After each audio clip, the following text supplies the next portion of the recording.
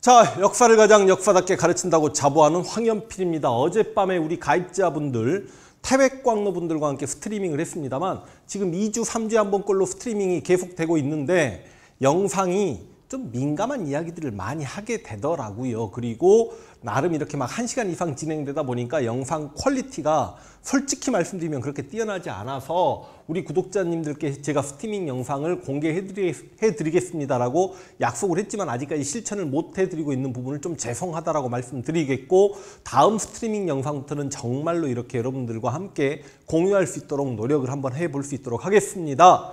제가 평일에 지금 근현대사 들어와서 근대파도 쭉 진도 달려가다가 광개토대왕 언급을 했고, 그리고 이제 주말에는 조선사 달려가야 되는데 지금 조선사 영상을 미리 찍어놨음에도 불구하고 이번 주말이 또 3.1절이었잖아요. 일요일이 3월 1일이었기 때문에 3.1절 영상을 찍었고, 그리고 또 대구 힘내자는 영상 하나 찍는 과정에서 지금 한 일주에서 한 10일 정도 이 근대파트 진도가 못 나갔습니다. 근데 지금 근대파트는 정말 뜨거운 감자, 동학 농민운동을 앞두고 있거든요. 그래서 이 코로나 사태로 인해서 이렇게 지금 상황이 여러 가지 안 좋은데 동학 농민운동이 과연 연결이 되나 싶어서 좀 자제하려고 했습니다만 이제 진도를 빼지 않을 수가 없습니다. 진짜 민감한 이야기, 제가 너무너무 자랑스럽게 생각하는 동학 농민운동. 동학 농민운동이 일어난 해가 몇 년인지 아십니까? 우리 조교 선생님은 당연히 알죠. 몇 년? 그 1894가 내 핸드폰 제일 뒤에 4자리 나는 것도 알고 있나? 제가 20년 넘게 지금 제 핸드폰 번호로 1894년을 쓰고 있습니다. 갑오년이죠. 그래서 동학 농민운동을 다른 말로 갑오 농민전쟁이라고 합니다. 오늘 이 시간은 왜 농민들이 동학 농민운동을 일으킬 수밖에 없었는지, 도대체 민비 정권, 민씨 일족의 실정이 어느 정도였는지 그 상황을 한번 볼 수 있도록 하겠습니다. 자, 근현대사 지금 근대파트 출발하면서 흐름을 한번 좀 잡아볼게요.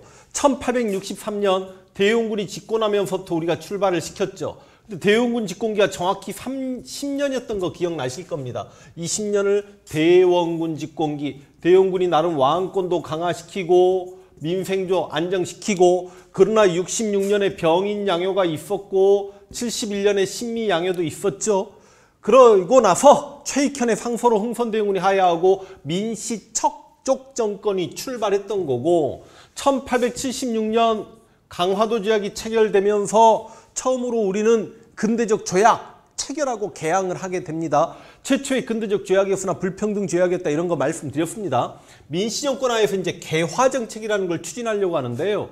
80년대 초반 굉장히 많은 개화 정책을 추진합니다. 기억나실 거야. 통리기무하문이 개화를 추진했고, 오근영이 이영으로 바뀌었고, 별기군이 만들어졌고, 뭐 일본에는 후신사나 조사, 시찰단, 청나라에는 영선사, 이런 친구들이 건너가고 있을 때 그 개화 정책에 대한 반발로 빵 하고 터져버린 사건이 82년에 이모군란이었죠. 이 82년 하고만 써도 되겠습니까?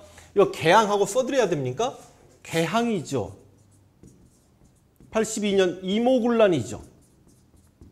민비가 도망을 쳤고 흥선대원군이 재집권했고, 흥선대원군이 민비에 대한 장례를 치렀으나 민비가 고종에게 편지를 써서 청나 군대를 불러들였고 흥선대원군이 압송되어 가면서 이모군란이 실패로 끝나고 청해내정간섭이 시작되었다. 근데 이 청해내정간섭이 시작된 이 시기에 젊은 소장파 관료들은 불만이 많았다. 일본의 메이지 유신과 문명 개화론에 입각한 개혁을 해야 되지 않겠냐라고 민비 세력, 온건 개화파 대립하다가 이들이 갑신년에 정변을 일으키죠. 그게 84년에 뭐겠습니까? 갑신정변입니다.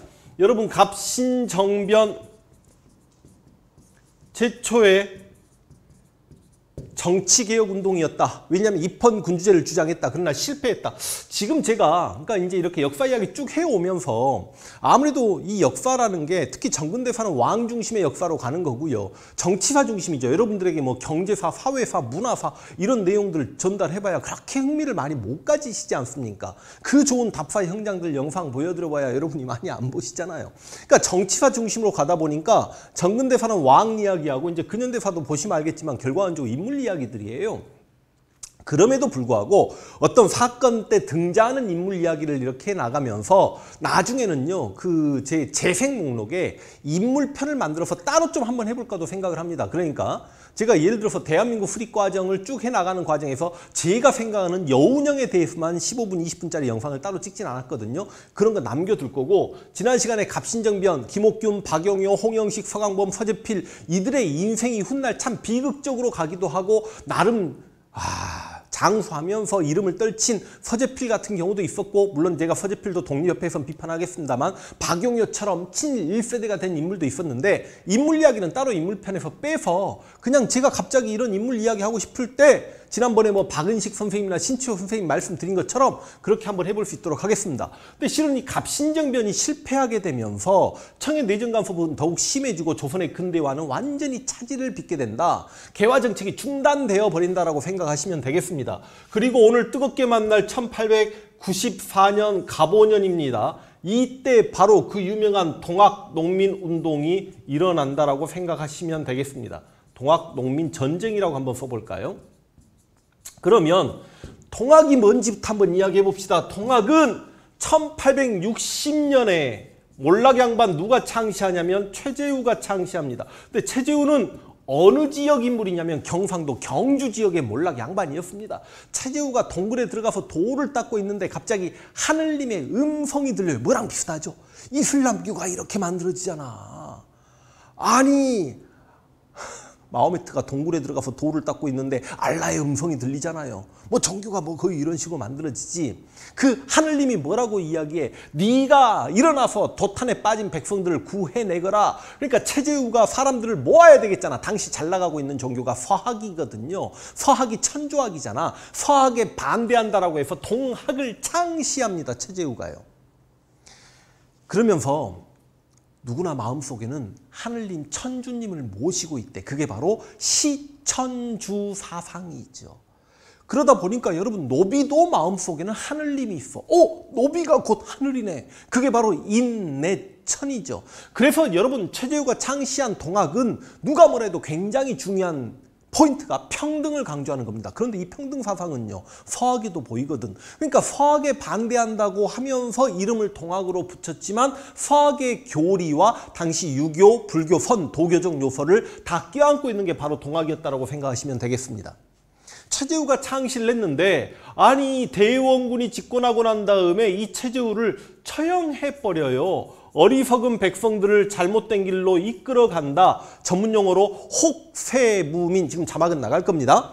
혹세무민, 세상을 현혹하고 백성들을 잘못된 길로 이끌어간다라고 최재우를 죽여버리고 동학을 불법 종교로 낙인을 찍어버리니 이제 동학 교도들은요, 원래 숨어서 종교활동을 할 수밖에 없는 겁니다. 그런데 이대 교주가 또 대단한 인물이 나와요. 그게 바로 최시형입니다. 여러분 최시형이요, 나름대로 이제 조직을 갖추기 시작합니다. 물론 국가 입장에서는 지금 불법 종교입니다만 그래도 이래저래 동학 교도들의 숫자는 점점점 늘어나고 있었단 말이야. 각 지역에 포주와 접주를 설치합니다. 이거 다 쓸 필요 없는데 이걸 우리가 포접제라고 이야기하고요. 그 다음 최재우가 썼던 책들을 펴낸 게 최시형인데, 동경대전은 이게 동학의 경전인데 지금으로 치면 이 동경대전은 성경책이라고 생각하시면 되고요. 용담유사는 교회에서 부르는 찬송가라고 생각하시면 되겠습니다. 그러니까 동경대전, 용담유사 같은 책들이 펴져 나오면서 점점점 경상도, 경주에서 창시된 동학이 전라도, 충청도, 삼남지방으로 이렇게 점점점 동학교도의 숫자는 늘어가고 있었다. 그런데 여러분 지금 이게 계속해서 민씨척정 정권이잖아요. 근데 민씨척정 정권이 갑신정변 이후에 얼마나 개판돼 버리냐면 이 10년 동안이 너무너무 아까운 10년입니다. 이때 일본은 막 부국 강병해 가고 있고 막 그럴 때인데 조선은 오히려 지금 민비가 문제가 뭐냐면 대원군이 국가 재정을 굉장히 튼튼하게 만들었습니다. 참 대원군도 능력자였던 게 경복궁을 창건하면서도 오히려 국가 재정이 확충돼 있었는데, 민비가 유생들의 지지를 받고 권력을 잡고 고종이 친정체제하는 과정에서 유생들에게 호포법을 대원군이 실시했다라고 했죠. 호포법이 뭔데? 유생들, 양반들도 군포 내거라. 호포법 폐지하면서 나라를 경영하기 시작합니다. 그리고 여러분 매간매직이요, 세도 정치기처럼 심합니다. 그런데 또 민비는요, 이 시기에 이제 자기 아이 순종이 건강하게 자라기를 바라면서 명산 대천 찾아다니면서 막 금강산 12,000봉의 쌀을 투하한다라고 했죠. 유교국가 조선에 민비가 왕비였던 시절에 정말 이게 입에 담을 수 없는 일들이 벌어지는데, 무당이 애초에 대놓고 벌건 대낮에 궁궐에 들어와서 구술하거나 그러면, 이 민비가 구술하면 한 번 구다는데 나라 1년 예산의 10분의 1을 쏟아부었다, 막 그런 기록도 나오고요. 84년 갑신정변 때 자기 민비의 조카 민영이에게 칼침을 33번 맞았을 때 알렌이라는 미국인 선교사가 그걸 치료해내니까 알렌에게 20만 냥을 줍니다. 20만 냥이 지금 돈으로 뭐 50억, 100억 정도 된다라고 이야기하는데, 그 다음 언더우드라는 선교사는 훌륭한데 언더우드 부인이 민비의 주치의예요. 그러니까 무슨 언더우드 부인인데, 이 언더우드 부인이 언더우드와 결혼을 한다라고 하니까 당시 돈 100만 냥을 축의금으로 주는데, 젠장 이 100만 냥이 나라 예산의 4분의 1에서 5분의 1 정도 되는 돈입니다. 지금으로 치면 우리나라 1년 예산이 300조가 훨씬 넘죠. 그럼 대충 한 50조를, 물론 그때 조선하고 지금 대한민국하고는 비교할 수 없지만, 뭐가 언더우드 부인이 받은 돈을 당시 미국 물가로 계산하면 그렇게까지 뭐 큰 돈 아닐 수도 있겠지만, 지금 돈으로 환산하면 뭐 몇십억 혹은 100억 정도 됐을 수도 있겠죠. 당시 미국은 잘 사는 나라고 조선은 못 사는 나라니까. 그런데 이게 왕비가 지가 좋아하는 외국인 결혼한다고 해서 그렇게 나라 돈을, 그게 전부 다 백성들에게 세금으로 거둔 돈 아닙니까? 그런데 여러분 생각을 해보십시오. 이 매간매직은 세도 정치기 때만 행해졌던 게 아니라 바로 이 민비집권기에 행해지는데, 아니 이렇게 나라 돈을 탕진하다 보니까 지방관들에게 관직을 팔 수밖에 없어요. 그런데 문제는 이렇게 관직을 사고 팔고, 뭐 세도 정책에는 3,000냥이 현령, 10,000냥이 군수, 그런 이야기가 있었는데, 아니 민씨 일족에게 뇌물을 바치고 지방관직을 발령받아 갔는데 더 많은 뇌물을 바친 놈이 있으면 지방관이 바뀌기도 해. 그러다 보니까 지방관직에 있으면서 어쩔 수 없이 백성들을 쥐어짜가지고 민씨 일족에게 돈을 쳐먹어야만 되는 거죠. 당시 민비뿐만이 아니라 당시 민씨 일족의 재산이 장난이 아니었단 말이야. 그리고 여러분 82년 이모군란 때 일본에 공사관이 불타서 무슨 조약? 재물포 조약. 어렵죠? 공부가 돼버리네. 84년 공부, 그래도 막 재미없진 않죠? 갑신정변 때 일본의 공사관이 또 불타요. 무슨 조약 일본가? 조교 선생님, 한성조약. 재물포 조약, 한성조약 다 일본에게 배상금 지불하는데, 배상금은 국가 돈으로 지불해야 될 거 아니야. 국가 돈은 국민 세금이잖아. 백성들 세금. 나중에 언제 한번 이야기할 기회가 있겠습니다만 89년에 반공령이 선포됩니다. 함경도 관찰사 조병식. 이거 실패로 돌아가요. 또 일본에게 배상금. 나라가 능력이 없어가지고 배상금 지불할 때도 백성들 돈으로. 그러다 보니까 진짜 너무너무 어려웠던 이 10년이거든요. 그래서 여기저기 동학 관련 말고도 작은 밀란들, 소요들이 난리도 아니었던 시기가 바로 이 시기입니다. 정말 민비가 갑신정변 이후에 85년에 영국의 검도 점령과 한반도 중립화론까지 제가 강의 드렸습니다만, 이 10년이 최악의 시기였다고요. 동학농민운동이 터지기 직전까지. 그런데 이제 동학의 교도들 숫자는 점점점 늘어갑니다. 동학인들이 자신감을 가질 거 아니야. 억울해. 야, 우리가 동학인들 모이면 막 수백 명, 수천 명씩 모이는데 이건 너무한 거 아니냐. 그래서 이 무렵 1894년 직전에 이 무렵에 동학인들이 무슨 운동을 전개하냐면, 교조가 누구예요? 종교 할아버지 최재우. 최재우가 혹세 무민한다고 억울하게 누명 쓰고 죽었잖아. 최재우의 원통함을 신원해달라. 원통함을 펼신자 펴달라. 교조 신원운동이라는 걸 전개합니다. 쉽게 이야기하면 동학인들에게 종교의 자유를 달라라는 운동을 한 거예요. 어디서 전개가 되냐면 전라북도 삼내에서 전개가 됩니다. 그러다가 이제 서울까지 올라와서 복합상수한다라고 하죠. 이 복합상수가 뭐냐면 경복궁 앞에서 전하 통촉하여 주십소서 막 이렇게 이야기하는 거예요. 그런데 실제로 이제 그 동학교도들이 경복궁 앞에 꿇어 엎드려서 우리 종교를 인정해 주십시오. 최재우의 누명을 풀어 주십시오. 그런 일이 실제로 93년에 있었단 말이죠. 삼내 집회가 92년이고 복합상수가 93년이니까. 복합상수는 경복궁 앞에서 꿇어 엎드리는 거라고요.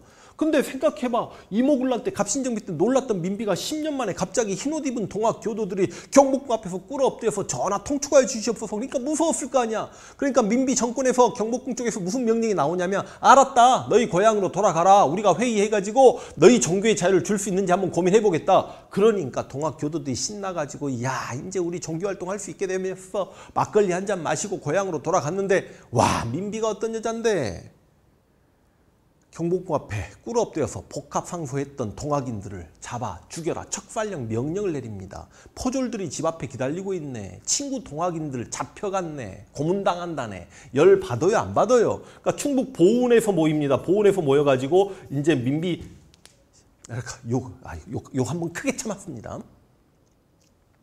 시발하는 거죠. 보은 집회. 보은 집회부터는 정치적 성격을 띈다. 그러면서 이때 동학인들이 척외양, 외놈과 양키를 몰아내고 을을 두세우자 척외양, 창이를 외쳤다는 것도 알고 계시면 되겠습니다. 그런데요, 실제로 이 교조 신운동을 전개하는 과정에서 당시 2대 교주 최시영은 조선 정부와 타협을 해가지고 종교의 자유를 얻기를 원했던 반면에 벌써 전봉준 같은 인물은 최시영과 좀 사이가 멀어지면서 당시 농민들의 삶을 개선해야 된다. 그리고 조선 정부 이거 문제 있는 거 아니냐. 조선 정부가 개혁해야 된다. 반봉건 그리고 일본 시향하면서 반외세적 성격을 벌써 보이기 시작합니다. 그래서 농민들은 당시 전봉준을 상당히 지지하고 있었던 거고 최시영은 바로 이 보은 집회나 이 시기부터 전봉준에 대한 약간 불만을 가지고 있었는데 동학 농민운동이 정말 생각지도 않은 곳에서 1894년에 빵 하고 터져버립니다. 전라북도 고부라는 곳에서 터지는데 이 고부 군수가 조병신 육갑이에요. 조병갑. 우리 조선 후기사를 통틀어서 1862년에 진주밀란의 백낙신과 더불어서 탐관오리의 양대 산맥이지 않습니까? 이 조병신 육갑이 자기 아버지가 태인군수를 지낸 사람인데 그 사람 송덕비 짓는다고 고부 군민들에게 돈을 걷어요. 만석보라는 저수지를 만들겠다. 노동에 투입시킵니다. 아니 근데 저수지가 만들어지면 농사 지을 때 물을 나눠 쓸 수 있으니까 농민들이 좀 힘들어도 일을 했다? 근데 물 좀 쓰려고 했더니 물값을 내래. 이건 너무한 거 아닙니까? 그리고 자기 어머니 모친상을 단행했는데 또 고부 관민들이 이래저래 해서 부조금 뭐 2,000냥인가를 마련해라 이런 식이 된 거죠. 그러다 보니까 이제 마을 어른들이 참다 못해가지고 조병갑을 찾아간 거야. 이건 너무하신 거 아닙니까? 근데 평민 할아버지들이 사또한테 와가지고 이건 너무하신 거 아닙니까? 그러니까 조병갑이 어디 천한 것이 감히 사또에게 이래라 저래라 해 하고 그 노인들을 곤장을 치는데 그때 노인네들 중에 곤장 맞고 돌아가신 분이 한 분 계셨는데 그 돌아가신 할아버지의 아들이 바로 전라북도 고부의 동학 첩주였던 전봉준이었던 겁니다. 녹두장군. 자기 아버지가 그렇게 군수에게 매맞고 죽었는데 동학의 접주였던 전봉준이 어떻게 참아? 그러니까 1000여 명의 무리를 이끌고 조병신 육갑을 잡아 죽이자 고부 가나로 바로 쳐들어가 버리는 거죠. 조병갑은 도망쳤다가 나중에 저기 전라도 완도 쪽에 이제 유배가 되고, 그런데 전봉준과 이때 동학인이 멋졌던 게 기존의 밀란처럼 뭐 관할을 점령하면 식량 약탈하는 수준이 아니라 일단 무기를 챙기죠. 그리고 곡간문을 열어서 그 쌀을 백성들에게 골고루 나눠줬다는 거 아닙니까? 그래서 고부 관하에서는 며칠간 파티가 열렸습니다. 그래서 이렇게 고부에서 밀란이 일어났다는 이야기를 들은 조선 정부가 조병갑 다음에 군수를 내려보냅니다. 이대 군수 박원명이 내려와요. 그래서 이제 박원명과 전봉주 사이에 나름 좀 타협점을 찾고 좀 안정되나 싶었는데, 원래 조선란 나라에서는요, 밀란이 일어나면 민심을 다독거리고 밀란의 주동자를 색출하는 관리가 중앙정부에서 내려옵니다. 이걸 안핵사라고 해요. 안핵사 이용태라는 새끼가 내려오는데, 가재는 개편을 하고 이용태가 또 조병갑하고 한편 먹어버려서 이 이용태가 전봉준을 잡아라. 그러니까 전봉준이 잡히겠냐고. 그래서 1894년 3월에 백산이란 곳이 있습니다. 그곳에서 8천여 명이 봉기를 시작하니 이게 진정한 동학농민운동인데, 여기서부터는 다음 시간인데, 동학농민운동 가기 전에, 왜냐하면 여러분 지금은 이렇게 칠판 수업하고요, 다음 시간에 동학농민운동의 전개 과정은 지도로 설명할 수 있도록 하겠습니다. 이 조병갑 이야기를 조금만 더 해보면, 조병갑의 증손녀가 노무현 정권 때 홍보수석 성안까지 꼭 그쵸? 그래서 실제로 조병갑이 저기 경상도 함양 쪽에 가면 이렇게 백성들을 잘 다스렸다라는 비석도 발견되고 그렇습니다. 그런데 이제 그래서 어찌 보면 청와대 홍보석이 이 조병갑의 증손녀다 그래가지고요. 이렇게 국민들에게 할아버지를 대신해서 증조 할아버지를 대신해서 사과도 하고 그런 일이 좀 있었답니다. 그래서 그 정도 알고 계시면 되겠고, 이 동학농민운동이라는 게 결과적으로 전봉준이 전라도에서 일어난 거지만 교조신운동 보면 여기 충청도 보은이고요. 전라도는 전봉준이 보은 옆에 지금의 김제 지역에서 교조신운동을 전개했고, 그 다음 김원봉의 고향이었던 밀양 지역에서도 경상도죠. 교조신운동이 전개했다는 거 알고 계시고, 우리가 일반적으로 이야기하는 동학농민운동, 갑오농민전쟁은 이제 전라도에서 전개되다가 충청도까지 올라가는 너무너무 슬픈 전투, 정말 눈물 나오는 전투, 우금치 전투, 그리고 멋진 승리했던 황토현 전투, 황영천 전투, 우리 조교 선생님이 잘 알려줬어요. 이 이야기들을 다음 주에 할 수 있도록, 다음 주가 아니라 다음 시간에 할 수 있도록 하겠습니다. 동학농민운동이 왜 시작될 수밖에 없었는지 이렇게 마무리합니다.